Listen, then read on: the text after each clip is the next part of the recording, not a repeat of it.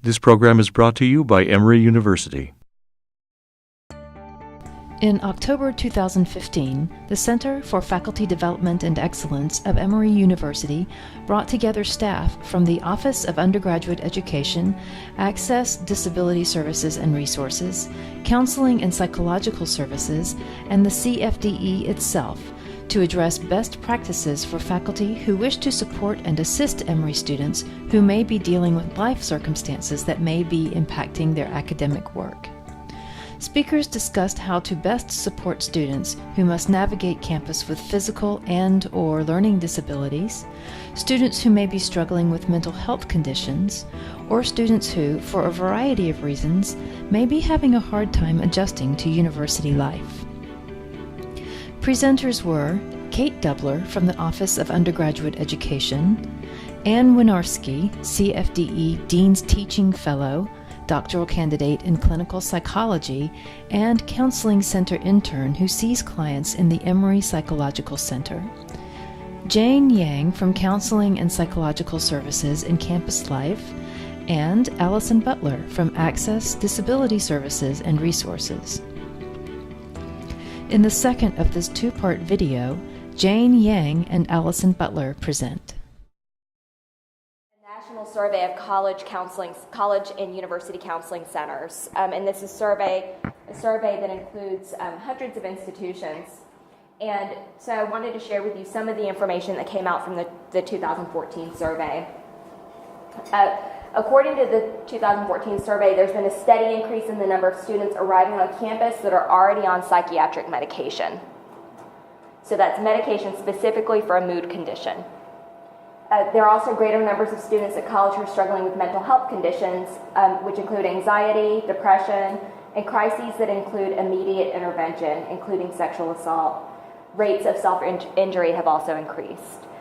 What's really interesting about this second set of information is that the number of crisis appointments at most university counseling centers, according to their directors, had almost doubled just in the past few years. And there are increasing percentages of students who are struggling with such severe mental health conditions that they are unable to remain in school. So a lot of times these students are coming across the radar not necessarily because a mental health condition has been identified, but because it's impacting them to such a degree that they are not able to complete their coursework. And oftentimes that is their primary motivator to end up in treatment as well.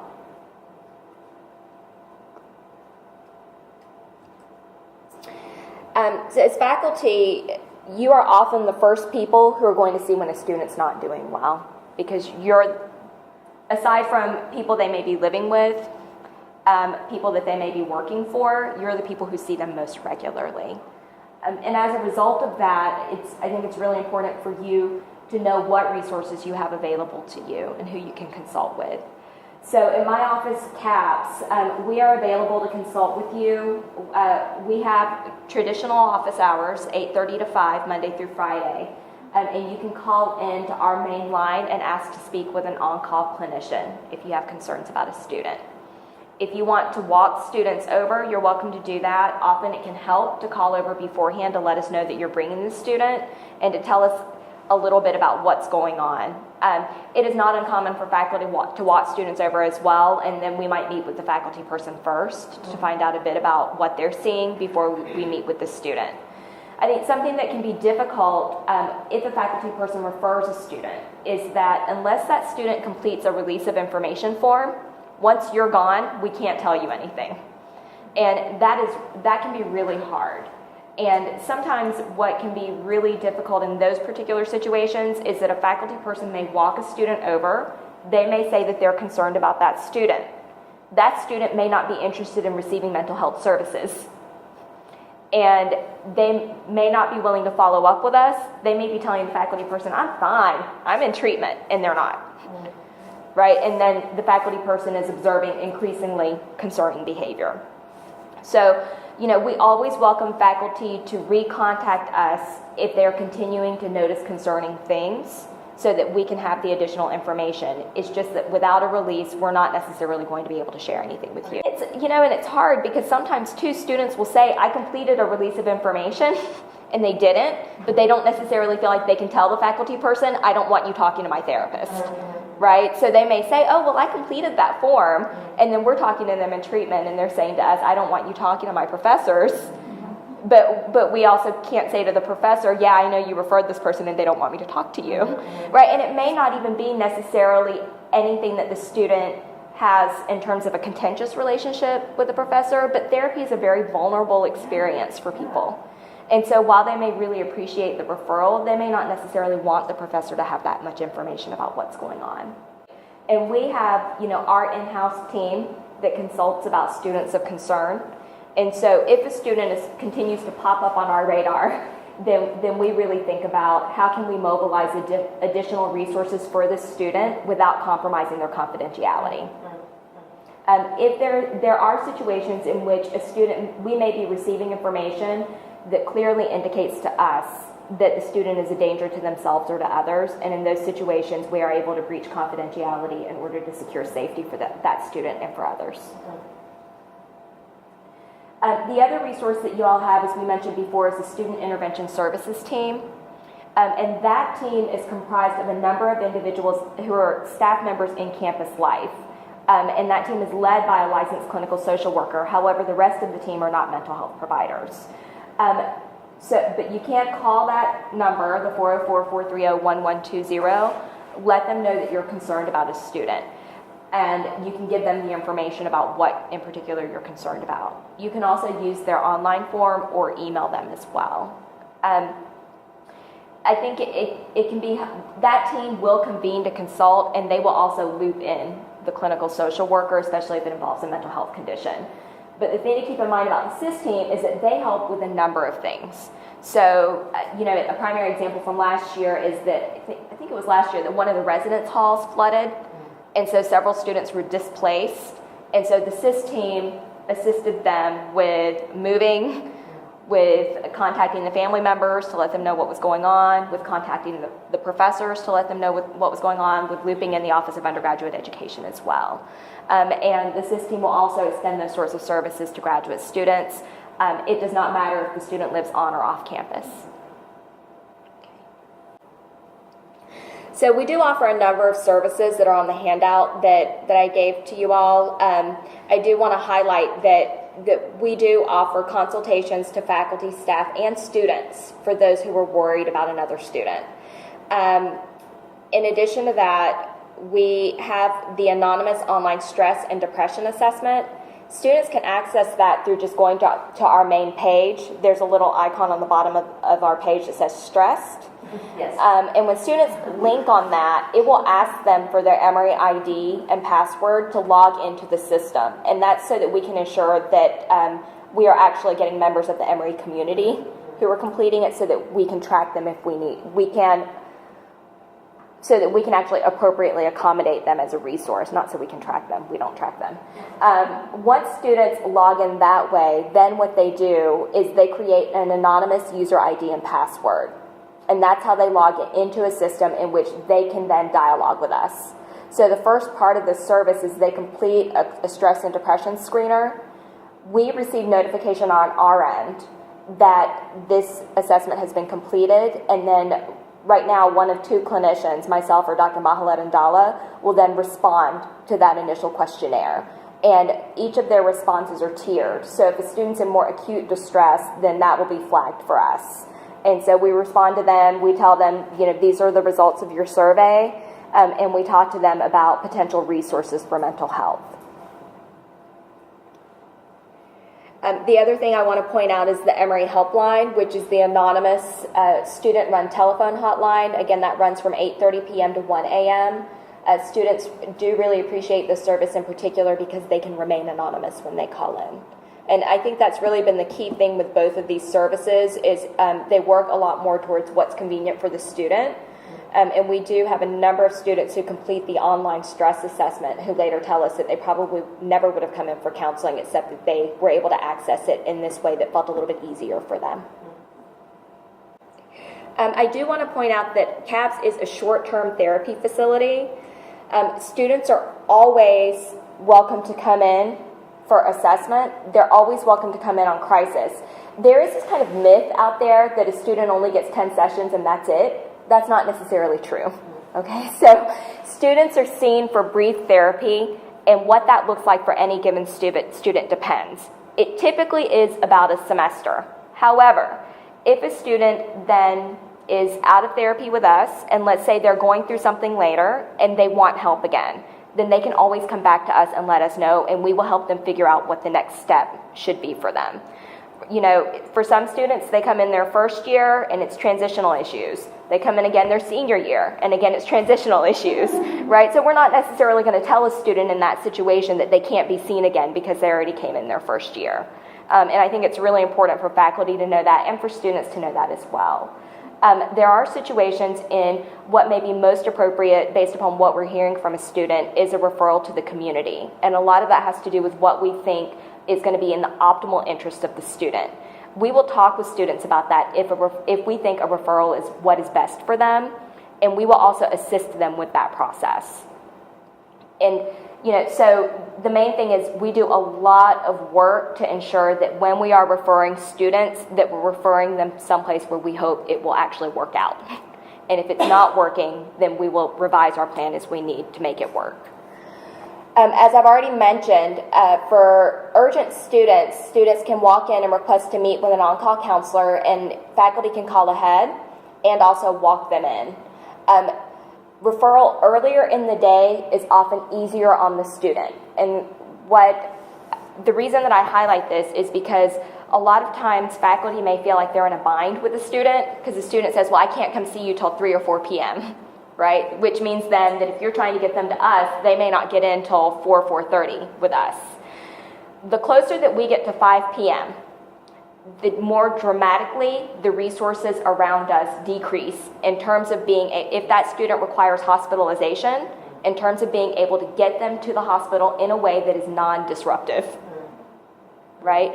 Once we hit 5 p.m., all the resources that we have to be able to do that without calling EPD are pretty much gone.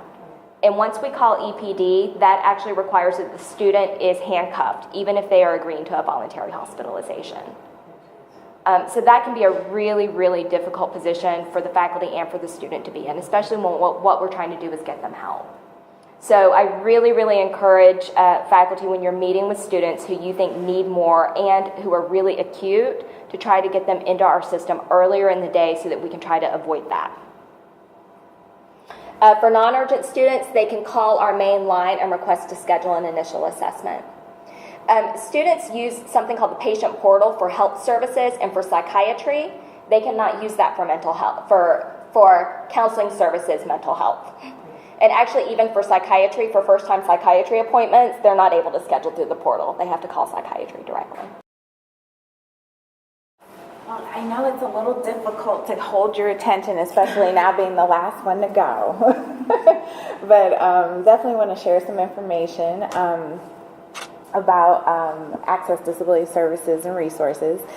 I'm sure by now, depending on how long you've been teaching or working at the university, I'm sure most likely you've worked with a student with a disability of some kind.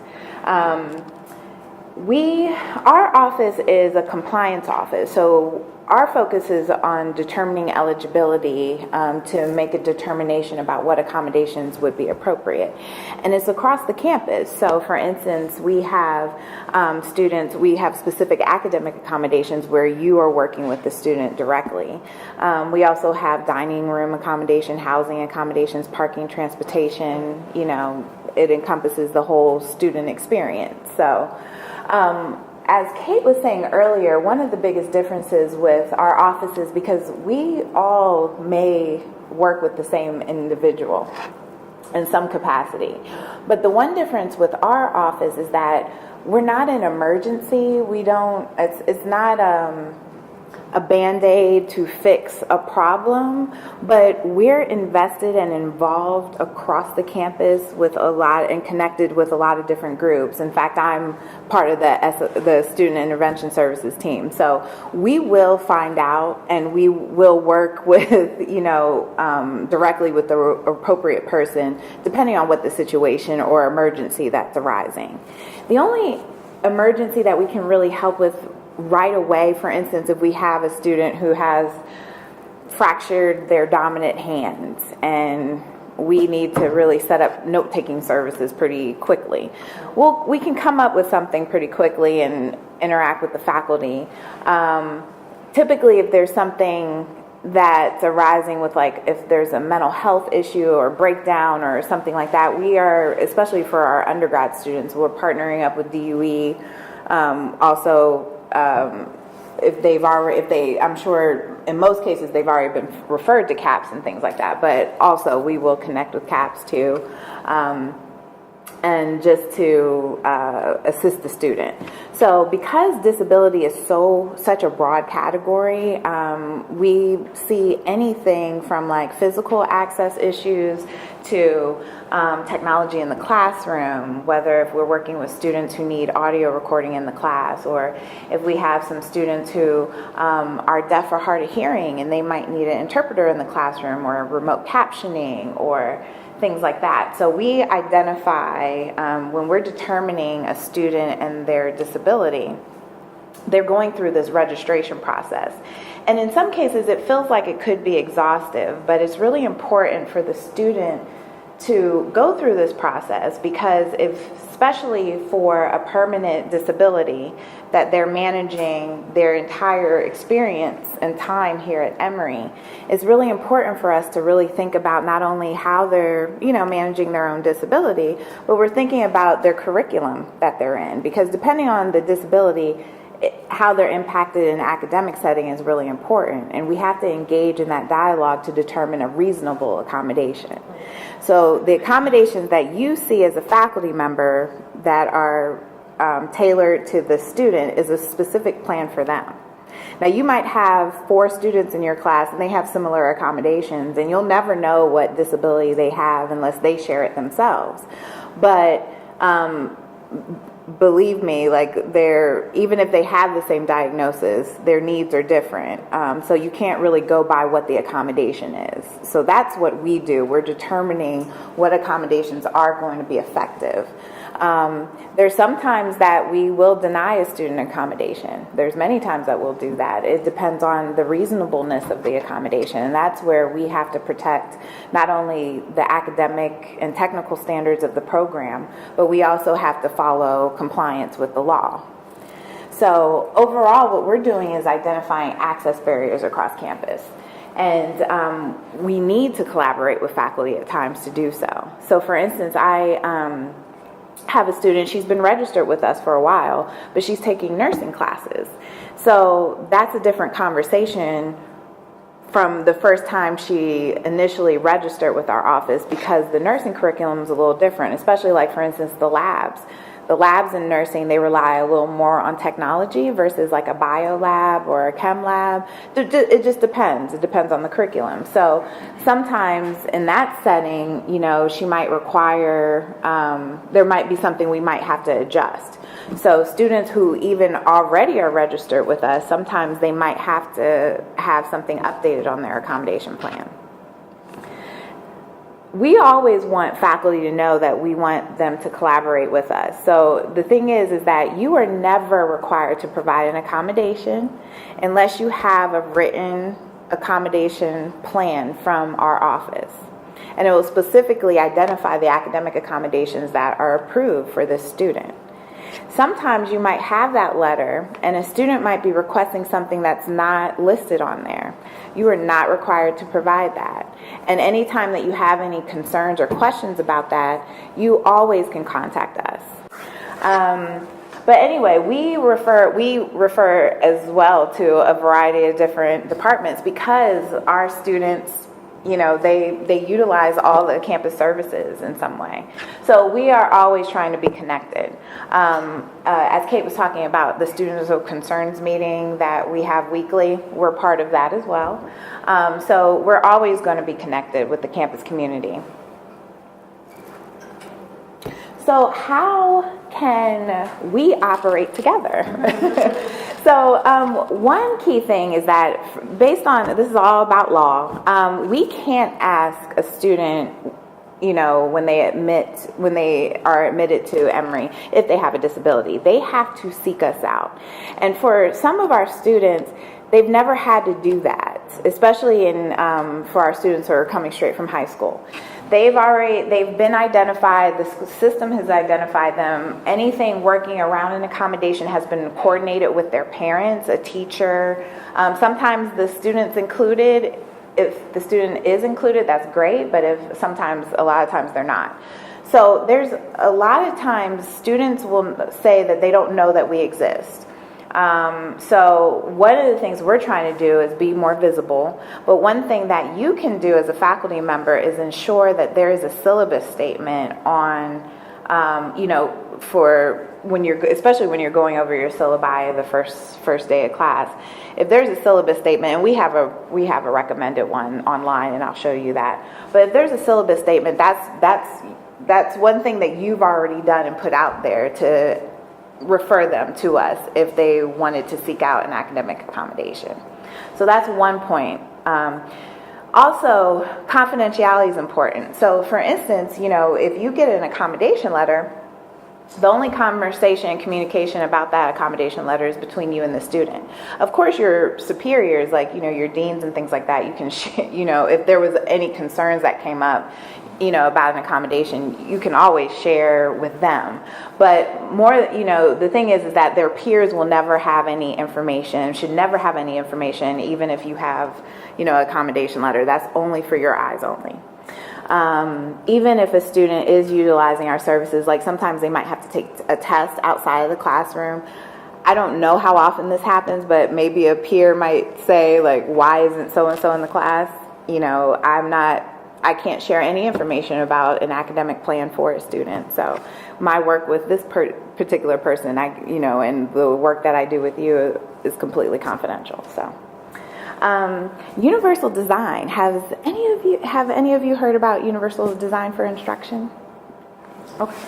Well, universal design is a concept that was actually embedded in architectural design, but it's really translated when it comes to the area of accessibility. It's really a best practices approach to really looking at learning a lot of different areas. We can apply this to academic advising, we could apply it to transportation, we could apply it to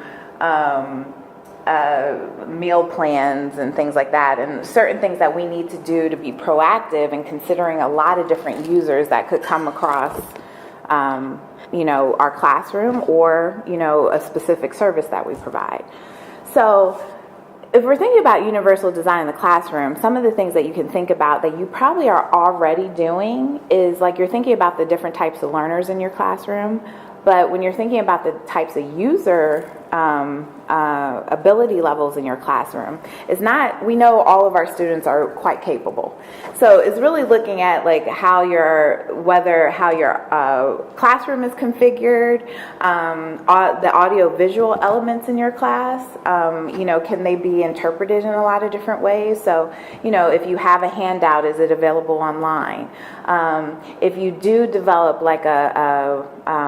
if you're using Blackboard, are you having your PowerPoints or lecture notes available online? Are they pretty easily accessible? We have a lot of students that utilize screen reader technology. So it's really important for them to be able to access a text file that you might be using in your classroom with this technology that reads it aloud. And the thing is that that's a step in meeting universal design when you're making those checks and balances. And the thing is, at first, you're not familiar with it, but we have a lot of resources, which I'll show you in a moment, about universal design. But there's a lot of free stuff out there that kind of gives you a quick and dirty, overview of how to create an accessible Word document. You would be very surprised, even with Adobe, it's really checking accessibility. It's called optical character recognition. It's literally a click of the button. Just to make sure that, for instance, with PDFs, they're actually pictures when you save them. If you run the OCR, the optical character recognition, it pulls out that text so a screen reader can pick it up. So it's really a couple extra steps, from, as a faculty member. But the thing is, you're really designing for a broad category of individuals. So, it's really important. Great thing is that DUE has an inclusive instruction website, and they have a lot of resources and tied to, strategies that you can implement in the classroom. Yes, absolutely. So anyway, so referring students to ADSR, one step is the syllabus statement. Another time you might have sometimes you might hear from a student, they might disclose their disability and you've never heard of it because maybe you're talking about some of the challenges that they're experiencing in the classroom. It's always fine for you to address any of the behavior that you're witnessing in the classroom. And sometimes in that conversation that comes up. So that's another way for you to refer. And once again, there's times that you may refer and you will never hear from ADSR because there's certain things when they register with us, because we need to collect documentation, we need to sit down with them because we are concerned about the particular semester, and we want to move forward on getting them accommodations, but we also want to think about their upcoming time here and making sure that, for instance, if they have an internship 3 years from now, that they understand that this accommodation isn't applied to this setting. So it really requires a conversation to think about a plan that's going to suit them for the remaining of their tenure. So the importance of accommodation notification letter, that is the only thing that you're going to have from us to let you know that this student is registered with our office, which means they've been through our eligibility determination process. And we've had specific accommodations that were selected. And on that accommodation letter, we have all of our contact information if you had any questions, any concerns, and pretty much descriptions about how to carry out the specific accommodation. So one of our most widely used ones are the testing and note-taking services, and that requires coordination not only with the faculty member, the student, as well as our office. So it's really a partnership, and we have to work together. So some of the things we have done, we've developed some new forms that we're using now that are automated, so that way we're trying to think about the user experience not only for the student in seeking out the specific service, but we're also trying to think of you as the instructor, because you have a lot of paperwork that comes across your path. So we're trying to figure out ways, especially for for instance that accommodation letter, that they can forward it to you, because they get an email copy now. They get their own copy. So each semester they have to request a letter. And it's not re-registering with us. They're not going through submitting documentation only unless they need an adjustment. But every semester they have to notify us of what classes they're taking so we can prepare a new accommodation letter. And that's because of course, they're not going to have the same instructors, and that's the only way an instructor is notified that they're required to provide an accommodation. So. Also, another thing is that accommodations do not equate to success. So a lot of times accommodations are used, the word is used it's a lot of abuse with the word. An accommodation from our office is about equalizing the playing field. It's removing an access barrier that this student experiences as a result of their disability. So there is the potential that a student can utilize their accommodations the entire semester and still not do well academically. And the two do not equate. The only thing that I'm looking at, especially if you have that question or concern in your head, is that were the accommodation needs met? Did the student have extended time? Did the student, were they requesting their notes at a specific time? Did they have them? I'm looking at all of those things. But for instance, if all those things have been met on our end, and the faculty member has done on their end what they needed to do, their grade that they have earned or worked through, you need to grade them accordingly. So just a brief overview so you know. But I just wanted one thing we have some information for our faculty. We have a lot of information, including some of the forms that we're using now.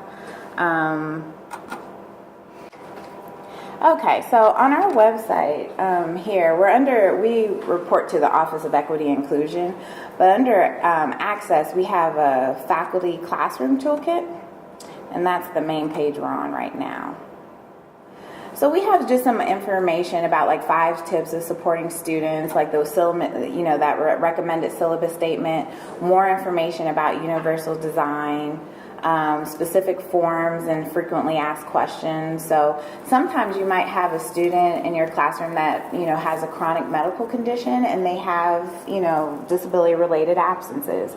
But one of the things we have in place now is an agreement form, because we want you as the instructor are the content experts. So you know that, for instance, let's say hypothetically, if a student misses 3 classes versus 5 versus 8, how that will impact the participation, attendance, anything that you have within your classroom. So that agreement form is making sure that the student is having that conversation with you, and you've come up with a plan. For instance, if they do miss class, that sometimes how are they going to make up the work? How will they provide the information to you? How will they notify you if they are going to miss class? So if that's listed on their accommodation letter, we also not only have given them this form, but they also it's stated in the description of the accommodation that agreement has to be signed with student and instructor. And if they have not provided, exactly. But if they have not provided that, that's you can circle back to us and just say that we have not finalized this agreement. So it's a way to have some checks and balances. It's also a way that we're making students accountable, because the main thing, especially about working with a faculty and communicating with faculty, is because you're the ones who see them all the time. And especially if we're dealing with academic accommodations, we're not the content experts. So there's certain things we can approve, but they have to work out with their faculty specifically. And one of the things in trying to promote advocacy, we have a forum. We want them to emphasize that communication, but we want them to be prepared for outside of Emory, because if they need a workplace accommodation, they have to seek it out. And they have to engage in a dialogue and talk about how their disability is impacting them in this particular setting. So also with note-taking, we have our recommended note-taking announcement. So anything that you would need to support our students, we have available now. And we also have FAQs. We have a couple of case scenarios, a list of like common accommodations that you would see, and like kind of, just a brief description. Sometimes flexibility with deadlines could be a particular accommodation. It's rare, but you might see it. But we have some guidance about that as well. And you can always follow through and contact us as well. The preceding program is copyrighted by Emory University.